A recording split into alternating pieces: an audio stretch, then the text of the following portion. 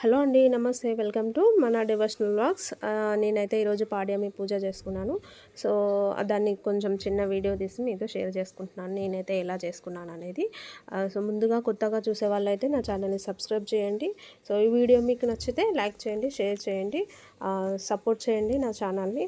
Thank you so much అండి. నా videos చూస్తున్న వాళ్ళు, సపోర్ట్ చేస్తున్న వాళ్ళు, సబ్స్క్రైబ్ చేసుకున్న వాళ్ళు.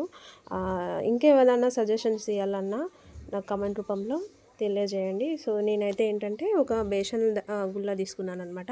బేషన్ని తీసుకొని దాన్ని శుభ్రంగా కడిగేసి అందులో వాటర్ ఫుల్గా నింపేసుకొని ఇంకా పసుపు గంధం అన్ని బొట్లు పెట్టేసుకొని దాన్ని అలంకరణ చేసుకొని ఫ్లవర్స్తోని కూడా ఆ వాటర్లో మనకు నచ్చిన ఎంత ఎలాగైతే అలాగా డెకరేట్ చేసేసుకోవాలన్నమాట. అలాగే నేను తులసి కోట దగ్గర ఇది చేసుకుంటున్నాను.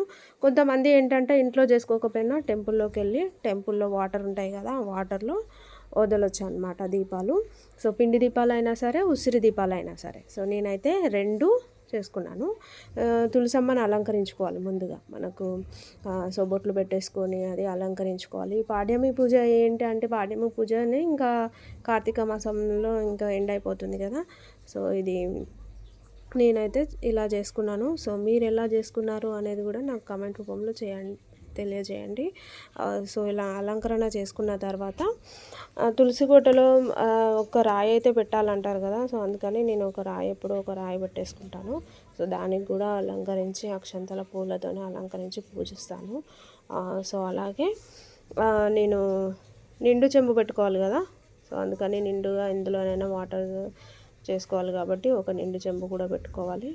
దాంట్లో వాటర్ వేసుకొని నేను ఫ్లవర్స్తోని అలా డెకరేట్ చేసుకున్నాను అనమాట. అలాగే తులసమ్మకి ఒక దీపం కుందులు పెట్టుకున్నాను. అలాగే ఉసిరి దీపాలండి, మనకి ఎన్ని వీలైతే అన్ని. 5 అయితే 5, 9 దీపాలైనా, 11 దీపాలైనా, 21 దీపాలైనా, మనం ఎన్ని పెడతామో అలా బేసి సంఖ్యల రూపంలో తీసుకొని అలా పెట్టుకోవాలన్నమాట. సో నేనైతే 5 తీసుకున్నాను. సో అవన్నీ గంధము, పసుపు, కుంకుమతో వాటిని అలంకరించేసి సో అలాగే అవన్నీ రెడీ చేసుకున్నాను. ప్రసాదంగా నేను నైవేద్యము అరటిపళ్ళు సమర్పించాను. అలాగనే అటుకులు, బెల్లం కూడా కంపల్సరీ పెట్టాలన్నమాట.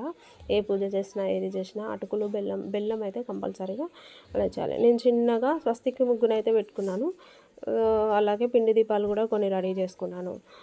ఒక 25-30 వరకు చేసుకున్నాను. సో వాటితోనే నేను అలంకరించుకున్నాను. అలాగే వాటర్లో వదలడానికి నేను ఆ పిండి దీపాలను కూడా ఇలా అరటి డొప్పలు ఏం దొరకలేదండి. నేను మార్కెట్లో కూడా ట్రై చేశాను, అక్కడిక్కడ బయట షాపుల దగ్గర కూడా చూశాను, నాకేం దొరకలేదన్నమాట. సో అందుకని నేను ఏం చేశానంటే పేపర్ ప్లేట్స్ ఉంటాయి కదా, ఆ పేపర్ ప్లేట్స్లోనే నేను వదిలేసుకున్నాను అనమాట. ఇలా అలంకరించి అలా దీపాలన్నీ మా పిల్లలతోనే నేను వాటికి చేసేసుకున్నాను.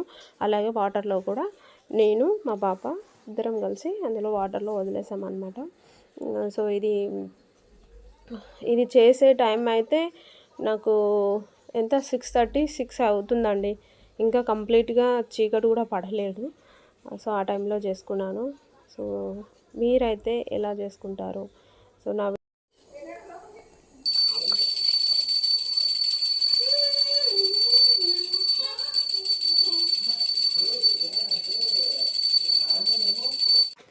నేనైతే నా పూజని ఇలా సింపుల్గా చేసుకున్నాను. సో మీరైతే ఎలా చేసుకున్నారనేది నాకు కామెంట్ రూపంలో తెలియజేయండి. అలాగే టెంపుల్కి వెళ్ళి చేసుకున్నా కూడా బాగుంటుందండి ఈ టైంలో. మళ్ళీ ఏంటంటే పిండి దీపాలు అయినా సరే, ఉసిరి దీపాలు అయినా సరే వాటర్లో వదలడానికి నేనైతే పిండి దీపాలతో చేశాను. నేను ఇది చేసినంతసేపు నా చుట్టూ మా పిల్లలు ఉన్నారు. మమ్మీ ఏమేం చేస్తుంది, ఎలా చేస్తుంది అని చూస్తూనే ఉన్నారు. సో మా పాపతో కూడా, మా పిల్లలతో కూడా నేను దీపాలు పెట్టించాను. సో ఇంకా టెంపుల్ కూడా వెళ్ళేసి వచ్చాము. సో పీస్ఫుల్గా అనిపిస్తుంది ఈ టైంలో టెంపుల్స్కి వెళ్తుంటే. సో నా వీడియోస్ మీకు నచ్చితే లైక్ చేయండి, షేర్ చేయండి, సబ్స్క్రైబ్ చేయండి. Please support for me.